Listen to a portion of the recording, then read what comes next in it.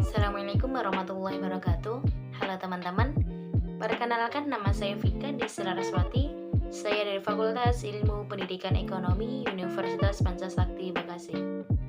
Dan di video kali ini, saya akan mempresentasikan mengenai konsep dasar ekonomi makro, yang mana video ini saya buat guna untuk memenuhi proyek ulangan tengah semester 2 oleh Ibu dosen Cynthia Anissa, Sarjana Pendidikan Magister Pendidikan Ekonomi, selaku dosen mata kuliah teori ekonomi makro.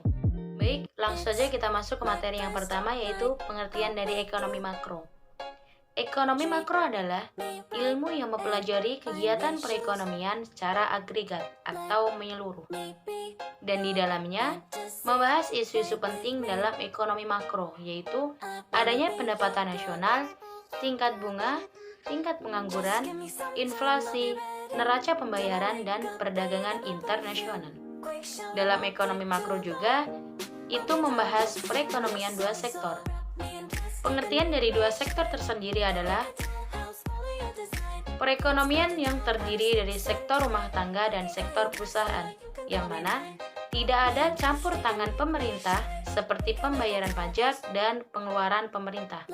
Dan juga tidak ada keterlibatan perdagangan luar negeri seperti ekspor dan impor.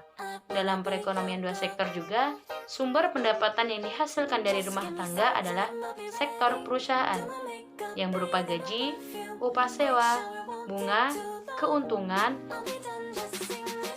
Pendapatan yang digunakan rumah tangga bertujuan untuk konsumsi dan ditabung.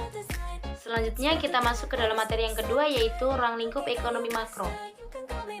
Teori makroekonomi membahas beberapa hal, termasuk penentuan kegiatan ekonomi, inflasi, tingkat pengangguran, kebijakan pemerintah, dan hal-hal lain yang berkaitan dengan ekonomi secara keseluruhan. Mengacu pada pemahaman makroekonomi di atas, berikut ini adalah ruang lingkup antara lain. Yang pertama, penentuan tingkat aktivitas ekonomi negara.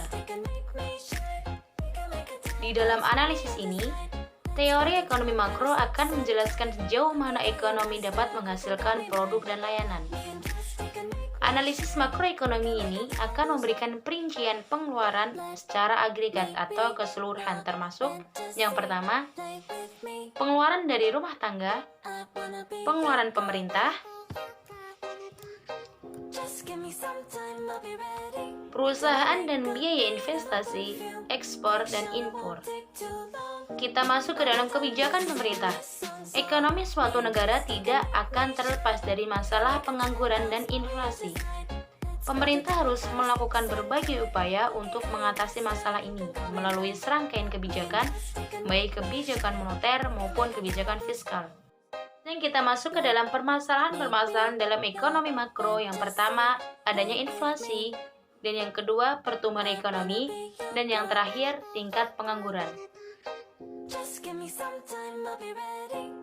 Selanjutnya kita masuk ke dalam pembahasan yang dimana ekonomi makro adalah ilmu ekonomi yang mempelajari ekonomi secara garis besar atau secara makro. Secara umum, ekonomi makro ini berfokus pada tiga permasalahan utama ekonomi. Yang pertama, inflasi, yaitu kenaikan harga-harga barang secara umum atau menurunnya nilai mata uang terhadap mata uang asing.